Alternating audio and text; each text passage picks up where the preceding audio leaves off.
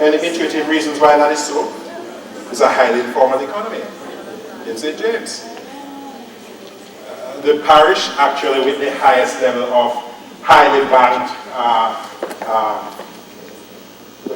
consumers is St. Catherine, which actually has unbanked in the teens and has as much as 35% quote-unquote highly banked. Well, that's interesting. And I mean, one of the good things about research is when the findings make intuitive sense. So we know that St. Catherine is a highly domiciled community, Portmore, and there are a large set of banking services that are available in Portmore. So one can understand or explain that finding.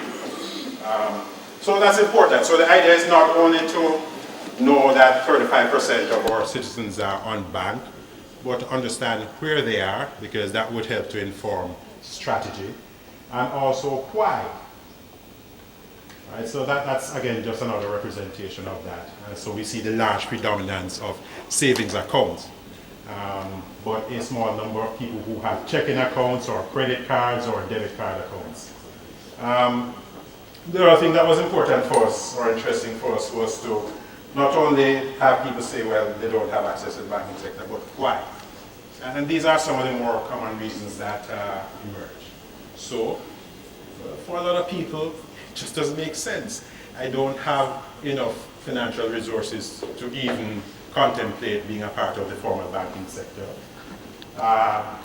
We've always heard the conversations about how difficult it is to sign up for a bank account. The KYC requirements are sometimes quite prohibitive. So for a lot of people, I just don't have the paperwork required. There are some people who have a fear of fees. And there are people who just don't trust banks. And if you look at these reasons, these are all reasons that go to the issue of awareness and education. Yeah? So that, and then there are people who just think that banking sector is irrelevant for them. It provides no value. The way they conduct their affairs, the way they conduct their business, there's no need to be a part of the banking sector. So those are interesting reasons, and we actually did some modeling of this to derive these factors, right? That the level of unbanked is a function of literacy, the kind of fees that we charge, given the amount of disposable income that people have, trust, relevance, their financial standing, and of course KYC, the requirements for them to actually enroll. So those are the factors that have to be a part of any awareness and education program to try to promote financial inclusion.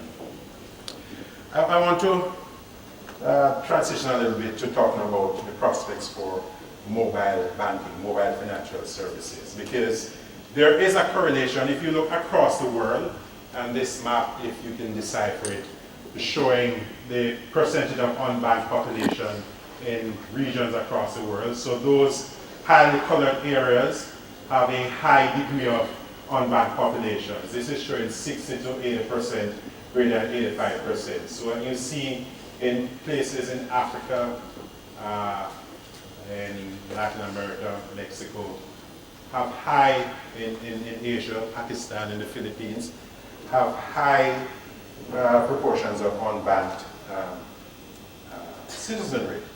So the interesting thing is that those are the areas where mobile financial services have emerged with the greatest acceleration. So that the degree of unbanked citizens is a driver. It provides impetus for the introduction of things like mobile financial services. In Jamaica, of course, we are at about 35%, which is not bad, relatively speaking.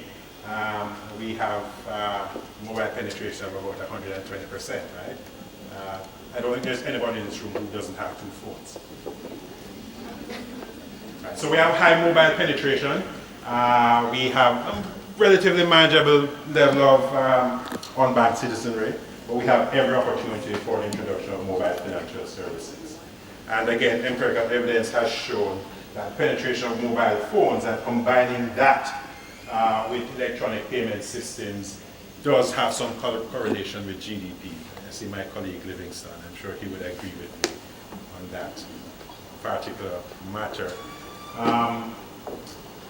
And you can't talk about financial inclusion and mobile financial services without mentioning briefly the phenomenon called M-Pesa, which is a mobile payment system in Kenya.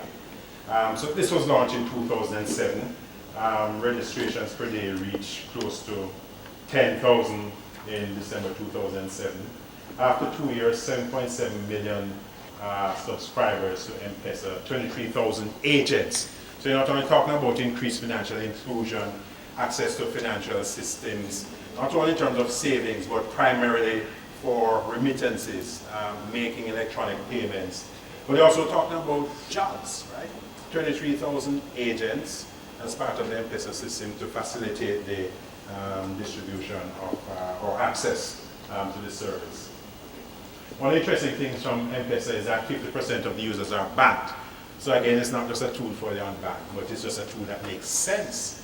It's a utility that makes sense, and so it's useful both for persons who are banked as well as unbanked. It's fundamentally a utility for the delivery of financial services in a cost-effective manner.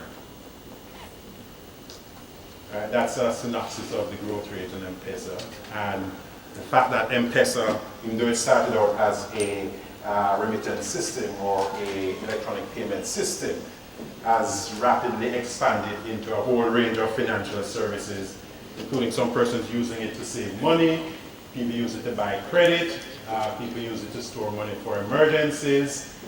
So while sending and receiving money is the predominant use of the service, it has become a whole financial ecosystem. Some more research looking at people's use of mobile phones to understand how we now combine these two ecosystems, the mobile ecosystem and the financial ecosystem. People use phones for calls, right? I mean, that's predominantly what people use phones for. One of the useful statistics from the study is that a lot of people are very comfortable with the idea of texting, using SMS. You'll be amazed how people use SMS. Because it is a more cost-effective means of communication, and it is convenient. And so if you talk about the prospects of the mobile phone as becoming a transactional financial vehicle, then people already have that familiarity and that capacity to do those kinds of transactions. The other thing that was interesting is that when we broke down this usage across these three segments, the unbanked, the banked, and the highly banked, there's not a lot of difference. The behavioral use of the mobile phone is very similar across all of those segments. So again, lots of opportunity there. So that when we think about mobile financial services as potentially a means of helping to accelerate financial inclusion, we're going to take care of these opportunities for the mobile phone. So when we think in terms of financial and educational literacy, then the opportunity to use the mobile phone as an informational channel is something that we should seek to exploit.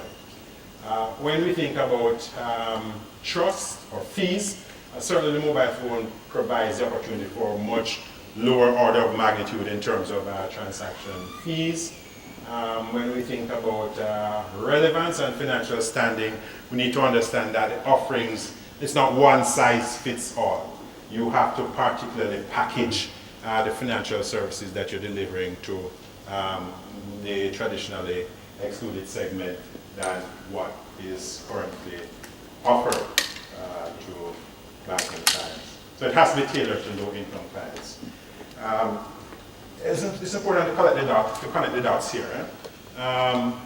Ultimately, our goal is maximizing macroeconomic development opportunities.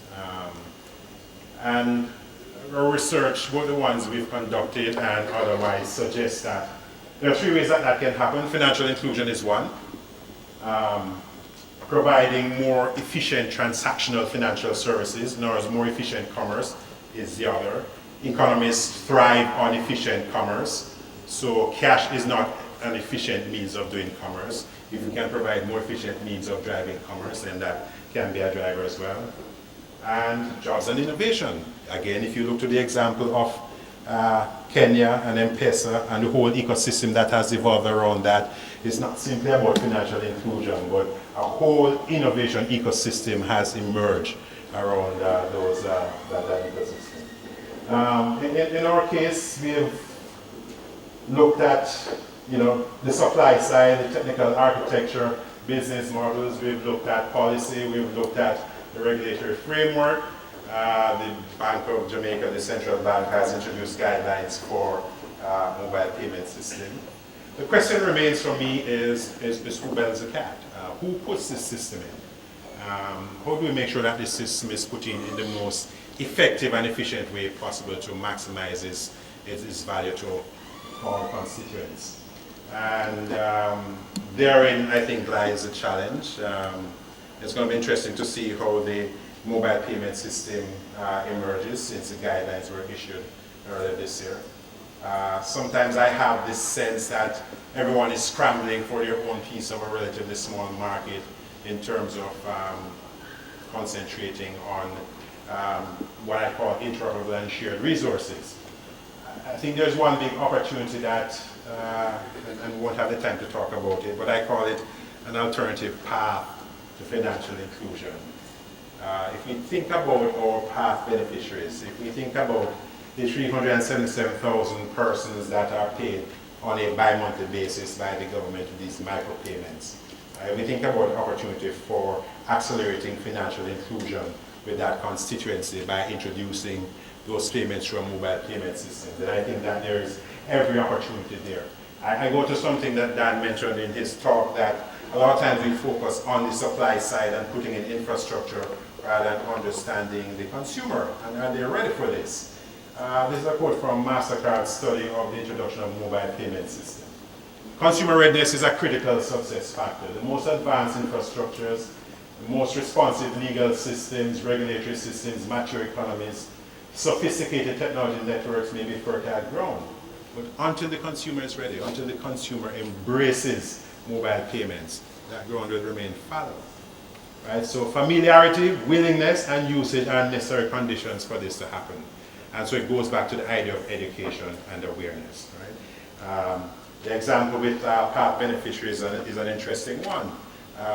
We've introduced, I think the government and the NCB introduced the delivery of path payments using the debit card about 5 years ago. And for a lot of beneficiaries, the current process of getting it through checks and going to the post office and queuing up in long lines is a very demeaning process. But still, in 5 years, the take-up of the card payment is only 9%. No, why is that? It's such a no-brainer. When you talk to the people who have taken up the card option, they say, well, we'll never go back. I mean, this is so incredibly better than what we used to do. But it's still only 9% in 5 years. Those are reasons of poor communications, lack of awareness. I mean, did some qualitative focus groups to understand some of the reasons for this. And the lack of understanding of the merits of this new mechanism. And those things have impeded adoption. So again, it's not build it and they'll come. We got to understand the consumer. We got to educate them. We got to make them aware of the merits. And that is the only way that we'll get the kind of acceleration of financial inclusion that we crave. So I believe Q&A will follow sometime beyond this. So those are my essential remarks. Thank you for your time.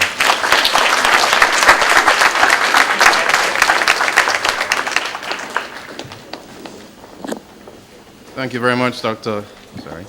Thank you very much, Dr. McNaughton. Another hand for the doctor, please, for a very thought-provoking presentation. I'm pretty sure that those of us who don't already have it will be going through that presentation, sir, in some detail. You brought up some pretty interesting points indeed. And now, ladies and gentlemen, I'd like to thank you very much for staying with us. You've been a great audience. And before we take a break at this point, we will invite a few questions for any one of our presenters this morning, if there are any. Yes, sir. Approach the microphone, please. Which presenter? All protocol observed. Greetings to the head table. My question is to Dr. McNaughton from Mona.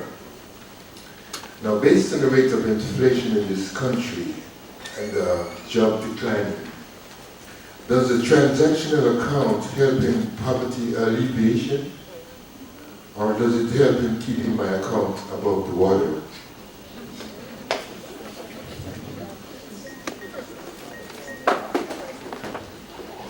And good question. I won't say it will help in poverty alleviation. What I would say is that if you can make commerce more efficient, if you can make the ability to pay a more efficient process, then when you aggregate that, it's good for the economy overall. We had a colleague here from Kenya earlier this year, outside of the Kenyan ICT board, and he spoke very candidly about the experiences in Kenya. For them, M-Pesa has just become a part of the landscape. They don't think about it as a technological innovation anymore. It's just a social innovation. And he recounted an experience which for me spoke volumes about what having a transactional account means. Yeah? And if you allow me, I'll take 2 minutes. He's at his office one day, he gets a call from home, a pipe is broken.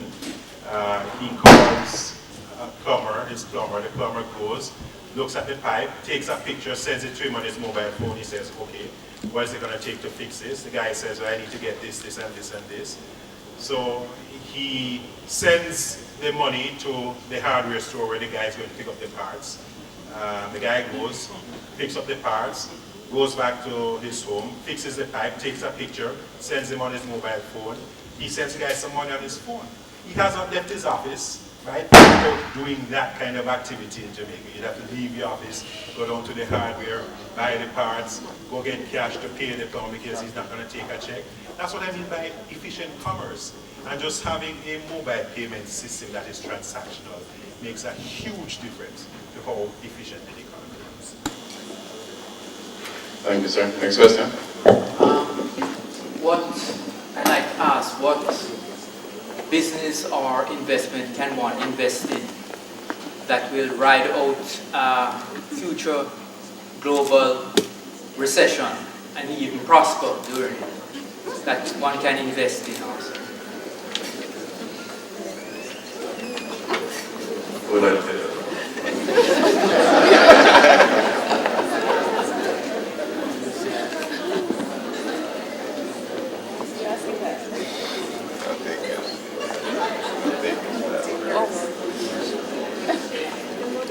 That's a little bit off topic, we must admit, but with the benefit of programs like these and greater financial awareness and inclusion, sir, free markets do operate better when you make your own choices and you stay aware of the trends. And unfortunately, the free market is about failure as well as success, but with better financial inclusion and awareness, you'll be able to make better choices as to where to put your money, both in terms of saving as well as investing. So there's no one answer or big secret I think anybody could give you today, because tomorrow the technology may change and make a lot of things irrelevant, but that will also mean that other opportunities arise. So you just have to watch the trends and stay educated and keep your money safe until you're already invested. Yes, miss. My question is for Ms. McCain. If a banker should experience serious financial difficulties, how much should a saver be able to get back and in what period?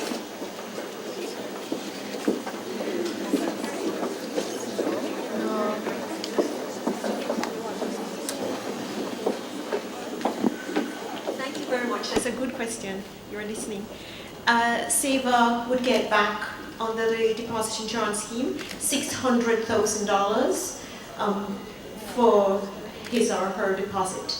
But I can tell you, if the saver has an individual account, they will get $600,000 on that, meaning assuming they have $600,000 and more. If they also have a joint account with someone else in that same bank, they'll get $600,000 if they have that amount also.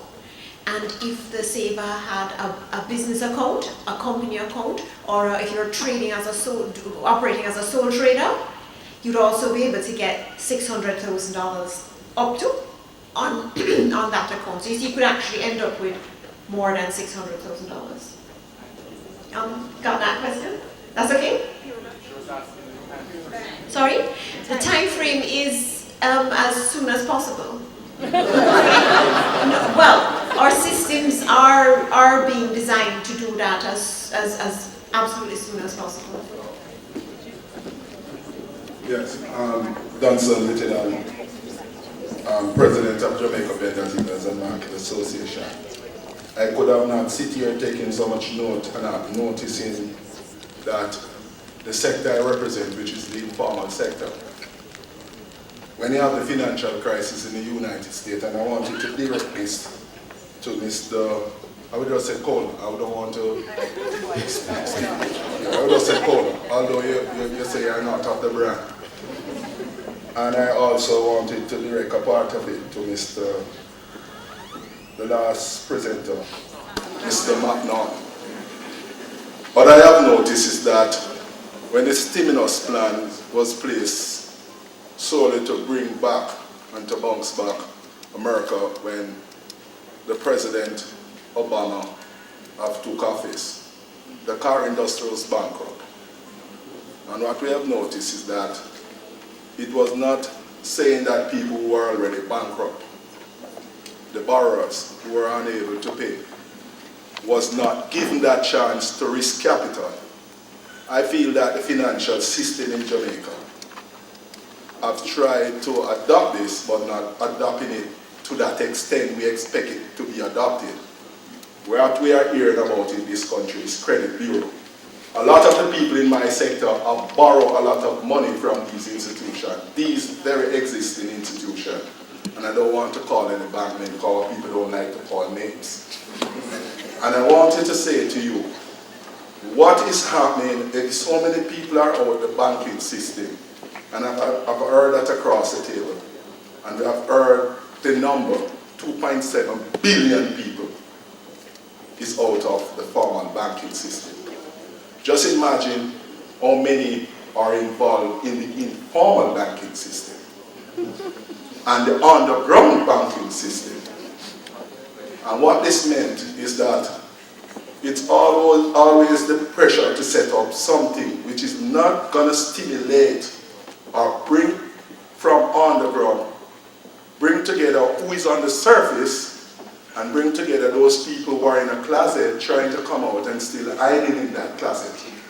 What I want to know, what help or what system is going to put in place that the people, I've seen some banks trying to say, come in and regularize your debt. But what institution is going to set up to help those people who are in the majority of debt, who have small business, the individual who borrow some of these institutions, have robbed their money and gone. You understand? I don't want to call Cash Plus and many others. And we sit here and allow those institutions to set up and trick our people when they could be more involved even in the Bank of Jamaica rather than any other banks. And this is no objection about the other banks, because the other banks are very good banks. And what is the difference in this room today? From the head table, we only seen one female character who bring across a message. And what the world is changing towards, I'm not defending feminists, but this world is changing towards more woman management. Scotiabank the question is, I want to know what method or what system according to the inclusion policy is put in place to help the banks and what stimulus package is being put in place by the bank to get them involved. Thank you. Thank you, Lord. I think that's something we'll have to digest a bit more. And you mentioned Cash Plus. If you had followed the urgings of the JDIC at the time, I'm sure then nobody would have lost money there. But we take your point with regard to small operators, and as we said before, we live in a free market where we're supposed to thrive on competition. You're supposed to punish institutions who give you bad service and reward those who do. So by what we call in the regulatory industry moral suasion, we should be persuading our financial entities to give us the products and services we want, and that is a process that we continue to work towards. We have to go, ladies and gentlemen. There'll be time for more question and answers later. I'd like the young lady who has the first question to come up here, please. The lady who has the very first question. For being the first student to ask a question, or a prize for you, please.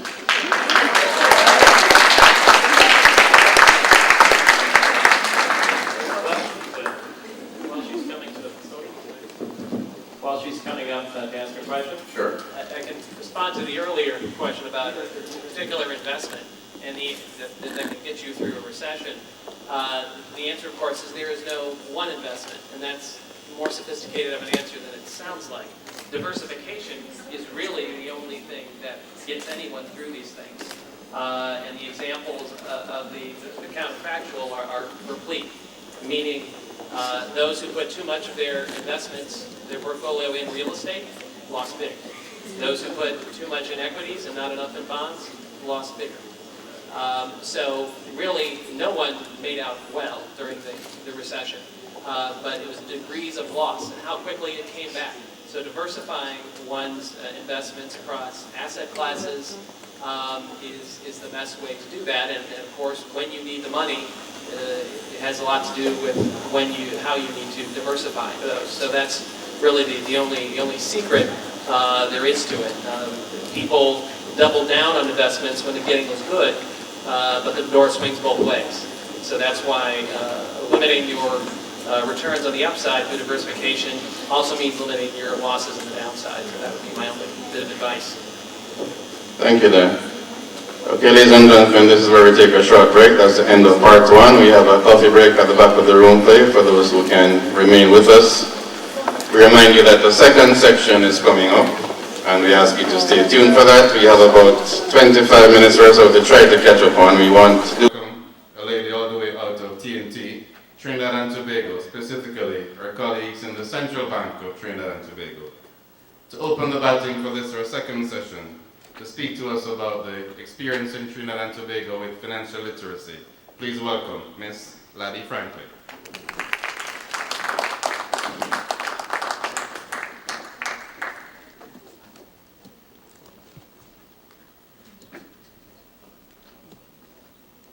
Thank you very much, Mr. Chairman. All protocol observed. Very happy to be among you all this afternoon. I have particularly enjoyed this brief musical interlude. This is one of Jamaica's best exports, to be sure, and I hope I'm able to get some more of this before I get back to Trinidad. Yes, and a job well done to the young ladies. I am here this afternoon. First and foremost, I would like to congratulate the JDIC on their 15th anniversary. I no doubt you have experienced a lot of milestones in this 15 years. And on behalf of the Central Bank, I would like to also wish you the very best in the next 15 years. I would also want to extend, on behalf of the Central Bank, our appreciation for inviting us to come and be part of your celebrations, and also to share our experiences with respect to financial literacy. What I'm going to do, which is quite a challenge in the next few minutes because time is far gone, is to tell you about our experience with financial literacy. As you all be aware, we have a national strategy in the form of the National Financial Literacy Program, and I'll be discussing the program and be telling you of our experiences. I will be looking at the objectives that we have, the objectives of the program. We'll be looking at the successes, the humble successes we have been able to register so far since inception. And we'll also be looking at some of the challenges that we have faced. Hopefully, we pray that this will also inform on this very important these important sessions that we're having in terms of what is important for financial inclusion. Before doing that, though, I would like to give a backdrop of financial literacy in Trinidad and Tobago. Because experience has shown, and actually the reality is that financial literacy varies from environment to environment, and we'll discover that environments are influenced by, we'll discover that financial literacy and the need for financial literacy normally develops out of economic environment of nations, and also the things that individuals and the citizens of nations have to face economically. And so I'll be looking at financial literacy in context And this is what provided the backdrop, and if you want to use the phrase, made the business case for financial literacy in Trinidad and Tobago. Definitely, we'll be looking at the fact that the scope of personal financial responsibilities of citizens, the requirements for basic financial decision making, and the type of lifestyles that individuals live, the financial habits, the financial culture of the landscape, the existing financial instruments that are available for citizens, and the existing sources and opportunities for them to acquire financial information are critical to determining the level of financial literacy needs of the country.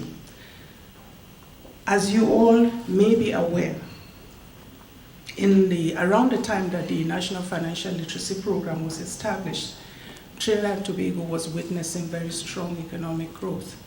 And this was largely driven by the high prices, energy prices, but however, the non-energy sector as well was growing appreciably. The strong economic growth at that time was over a decade preceding the period the financial literacy was established. And you would have, as at 2006, the economic growth rate of the country was 10.2% at that time, and for the non-energy sector it was 7.5% that year. And of course this meant that this very, very buoyant macroeconomic picture really impacted considerably on citizens. As a result of the economic condition at that time, we'll notice also that economic fortunes of persons and unemployment rate declined considerably. And as a matter of fact, at that time, as at 2006, the lowest the jobless rate was recorded at that time. And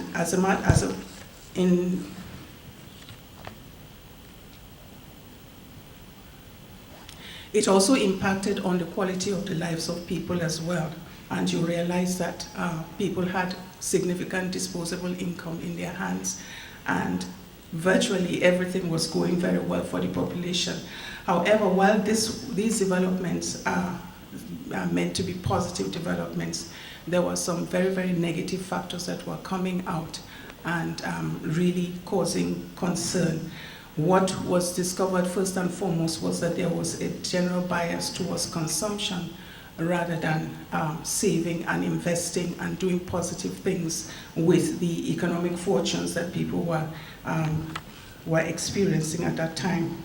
I would want to describe some of them. There was a rapid increase because as a result of a rapid increase in the incomes of people, there was a significant growth in the import of automobiles and consumer durables. And of course, you found out that people were expending considerable sums on luxury items as well, and also cell phones and different other aspects of conspicuous consumption. Now, with the flip side of all of this consumption was that a lot of citizens, rather than saving, like I said earlier on, were just merely living from paycheck to paycheck. What was happening is that they were not taking advantage of the opportunities that the economy was presenting at that time.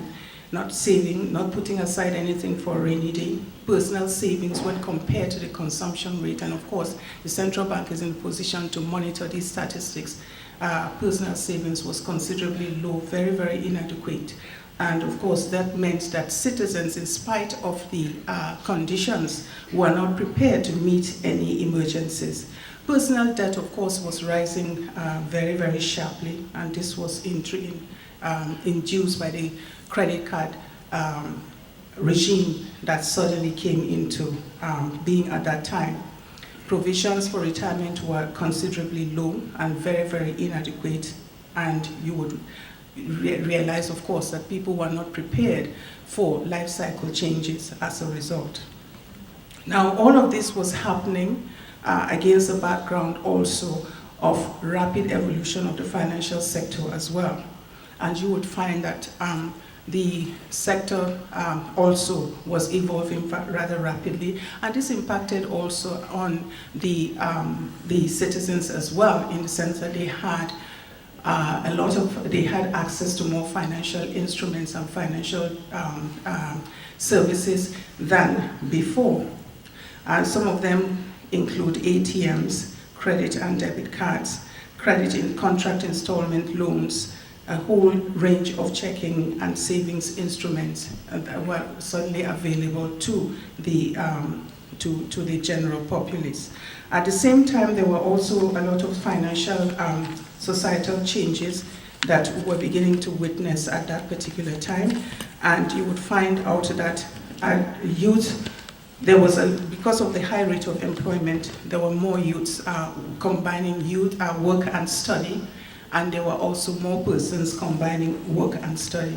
All of these things are just a few of the events that were happening at that time that caused concern for the financial literacy levels of the country, and really inform on the backdrop of why we should have financial literacy in Trinidad and Tobago.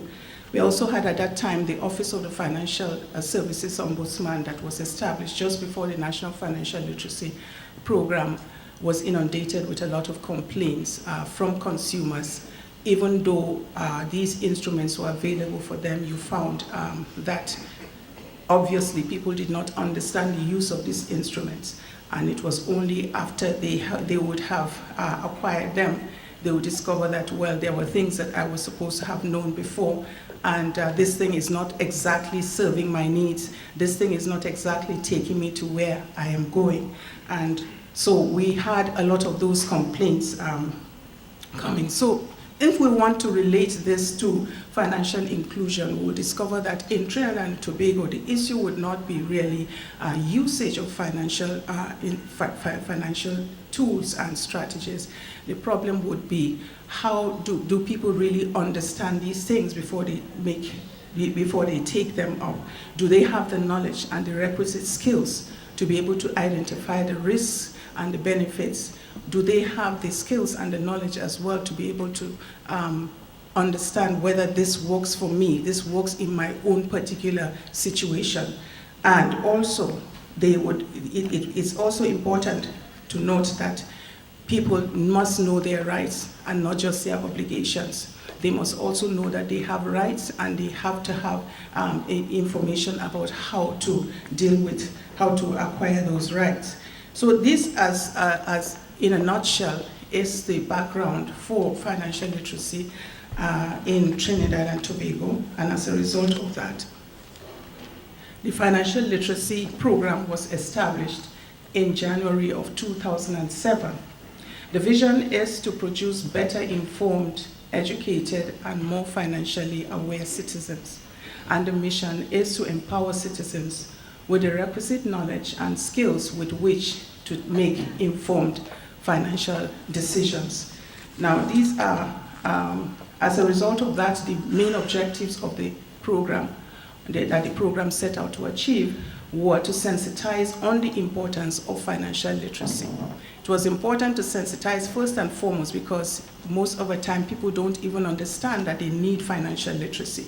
They don't even understand that there is such a thing as financial literacy, a particular type of knowledge and a set of skills that you should have.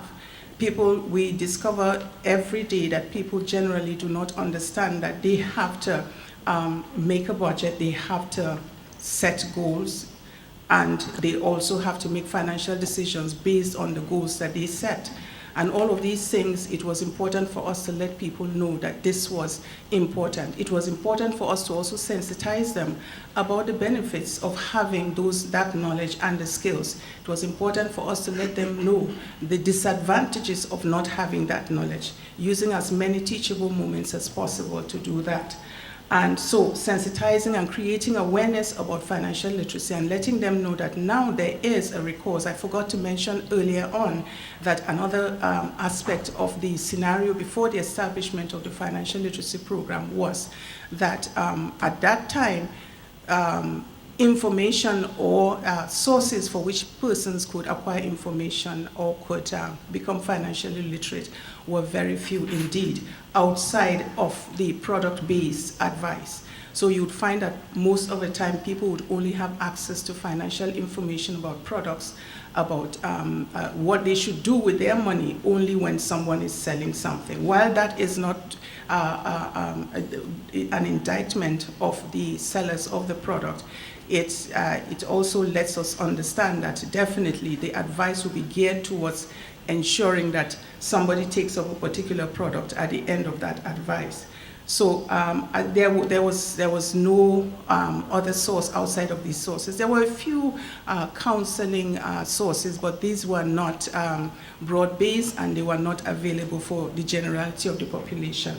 And so this sensitization and awareness and letting people understand that, well, there is a program through which you can acquire free information about how to manage your money, about how to budget, and about how to avoid becoming, falling into the hands of predators was part of the sensitization process. Ultimately, the focus was on imparting and inculcating the requisite knowledge and skills, basic financial management, for instance, basic financial planning and goal setting, all of that. That was what we set out to do, and also to empower, ultimately to empower persons to be able to make the decisions that are not only relevant to their lives, but that are also preparing them for the future. At the end of the day, it's all about reducing financial vulnerability.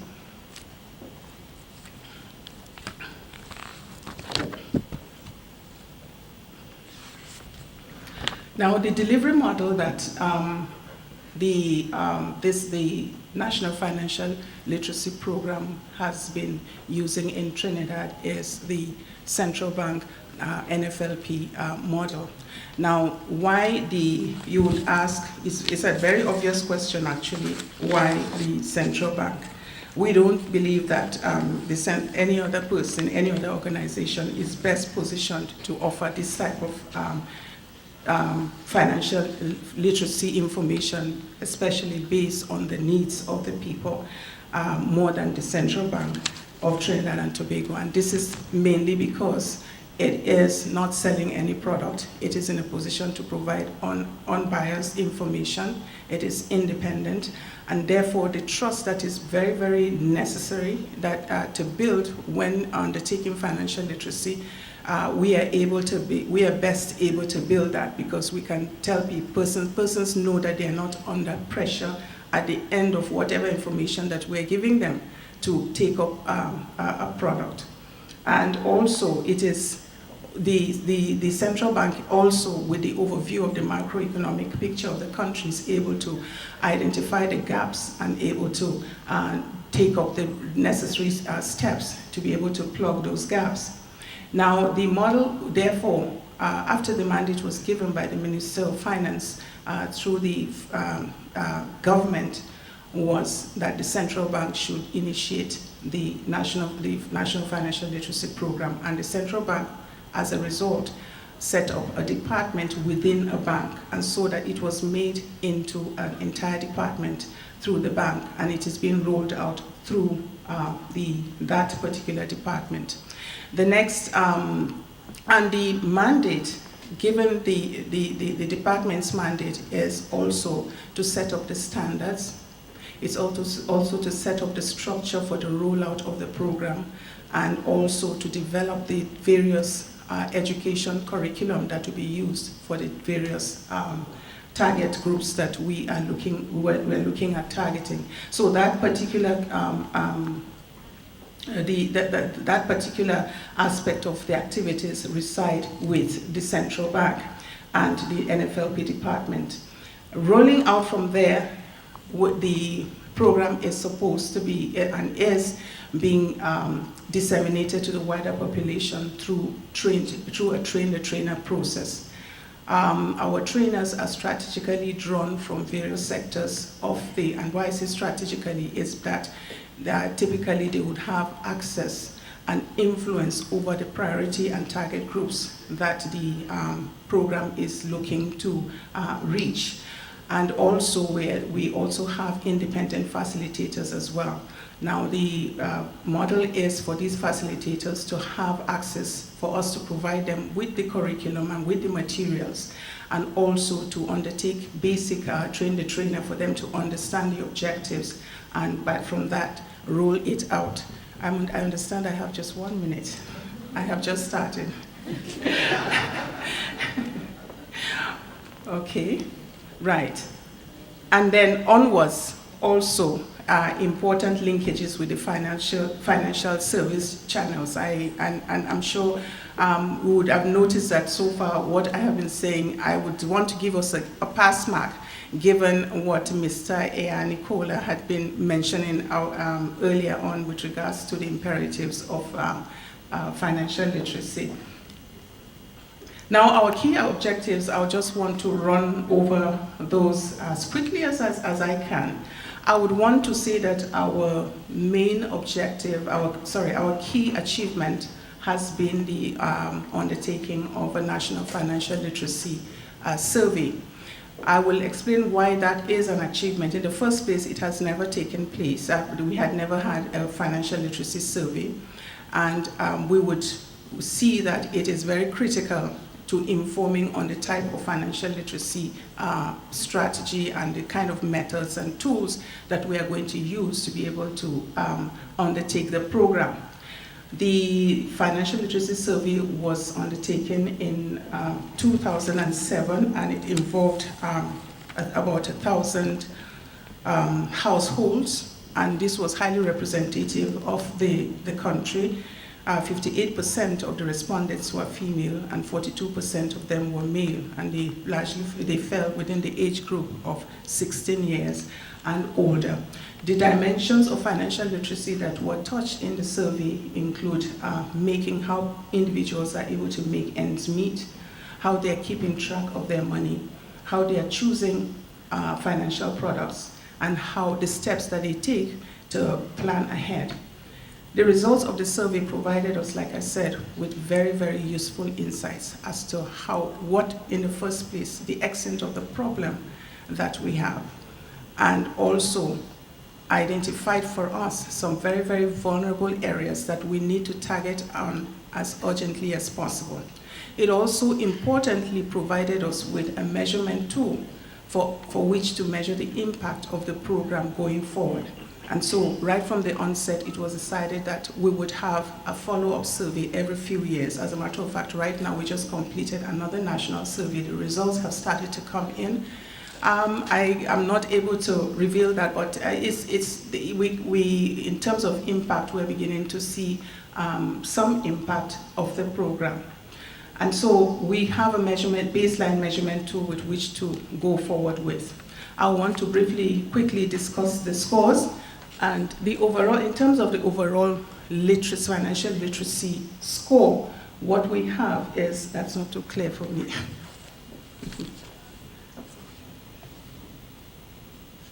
36% of the population had very low financial literacy scores. And then we have 24% with high literacy scores, and then the middle ground falling in between there. That was in terms of the overall financial literacy score with respect to the 4 dimensions. If we look at the totality of the 4 dimensions that we described earlier. The areas of vulnerability that the survey revealed were young persons between the ages of 16 and 24. Unfortunately, I don't have enough time for me to be able to pick out the exact vulnerabilities.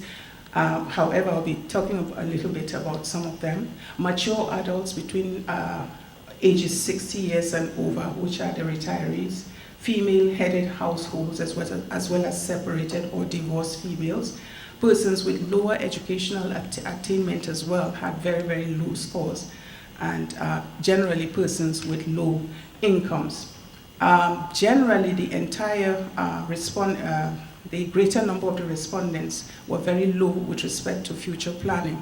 Future planning, we're looking here at their readiness for eventualities and unforeseen events happening to them. For instance, loss of income, or let's say that they fall ill or something like that.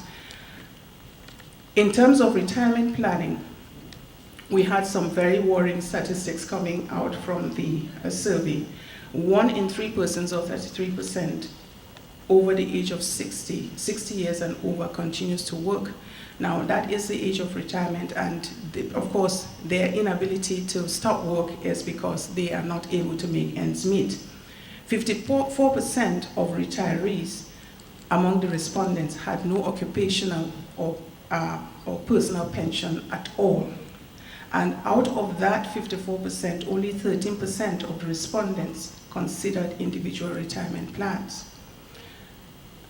And a great number of the respondents, in fact 69%, rely on government pensions and the old age pension as their source of retirement income. Now, when we recognize the factors of inflation and also another factor that Dan pointed out earlier, which is that people are living longer, that means that we want to safely say that those sources of retirement income are going to be greatly inadequate.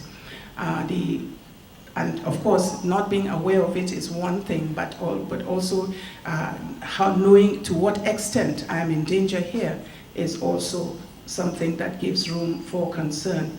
It is therefore not surprising that the majority of them, 45% of them, said their current household income was insufficient for them to meet the expected standards of living. In terms of financial products, there was general low level of awareness and comprehension about financial products, and this is in an environment where you have quite a number of those financial products available to the general populace. Only 21% of respondents said they seek professional advice, and I want to say that most of that professional advice came from hawkers or sellers of the financial products, and most of that information came to them at the point where they wanted to take up a financial product. So there was no individual attempt to seek this financial advice. Only 10% of them knew the products that they required, even though they had financial products. They didn't have understanding of how the product works, the risks and the benefits attached to it. And there was a clear correlation between the use of financial services and exposure to financial information. That is, those who were able to, and this again speaks a lot about financial inclusion, because at the end of the day, while you have the products available, are people actually able to have access to them as a result of understanding these products, as a result of understanding how these things work? Most of the time, people would not want to use something because it is too complex for them to understand. Most frequently owned products were savings, 45%, and credit union shares. And now again, I think the previous speakers also spoke about the fact that, well, these products, but what type of products are they using? If they are saving, what kind of savings products are they utilizing? Are these the best savings products for them? In terms of income risk protection, we found out the survey also revealed some interesting statistics. Very high, 82% had no life insurance at all. 92%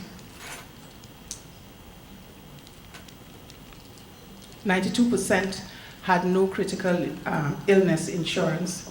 98% had no income protection insurance. 56% had no property insurance. And there were correlations again with higher income and educated persons and the insurance products. So you find out that that level of persons, those citizens, tended to use more of the immediately mentioned financial insurance products. Generally, there is low awareness of insurance products and low-level independent advice aside from insurance agents. Now, I would like to also add that around about the same time, it was decided that they would also look at the SME sector. And what the focus there was to identify whether there were financial literacy needs in the sector, whether there were problems and challenges being faced by the sector that could be impacted by financial literacy.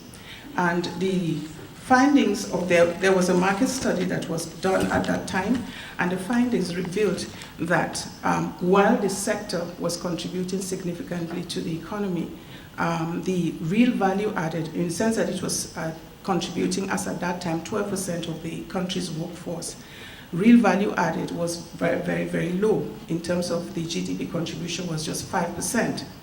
And the studies also revealed that the main source of finance for that sector was from own funds, especially with respect to startup capital, from own funds and also from friends and family.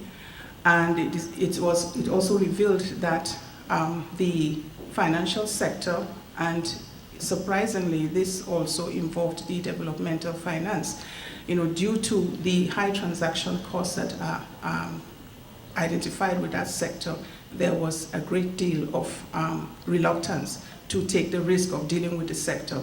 The survey also revealed informality, especially in the micro sector. I am being told that my time is up. Okay. Well, I'll just quickly talk about the priority groups as a result of all of the preceding concerns and important aspects that I have raised earlier on the priority groups that we have faced. Primary and secondary students, because of the desire to intervene early, tertiary students and young adults, employees in the workplace, and these are employees 40 years and under and 40 years above. And so we're looking at both pre-retirement and those nearing retirement. Communities, and we're talking about every aspect of community, including rural communities and niche groups. We're looking at groups such as retirees, women's groups, low-income groups. All of these things are fallouts of the survey, and that's why the survey is a huge achievement, because it is arising out of that we are able to identify these priority groups.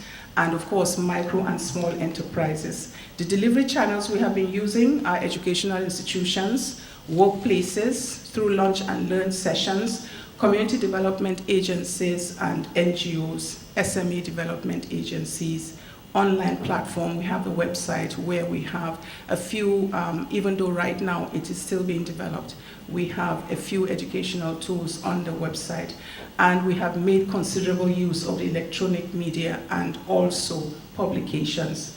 We have a money management curriculum that is drilled down to all the priority groups that I have mentioned, and each of these priority groups has its own money management curriculum.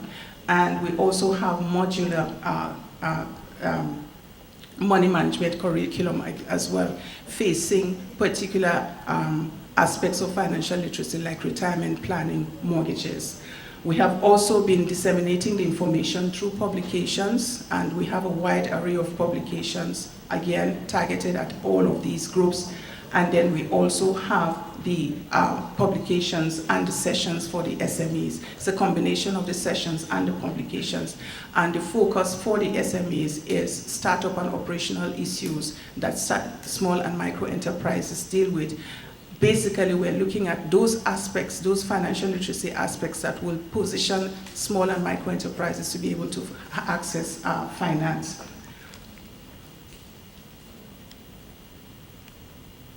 I would want to quickly talk about the key success factors that we have, okay, all right. I have been told it's over. Now, yes, well, what can I say but to offer that we are, for anyone who is interested in getting the details, apart from the presentation that will be made available, you feel free to contact the National Financial Literacy Program, because I'm very sure that we have a lot of experiences to share and we have a lot for you to gain. Thank you very much.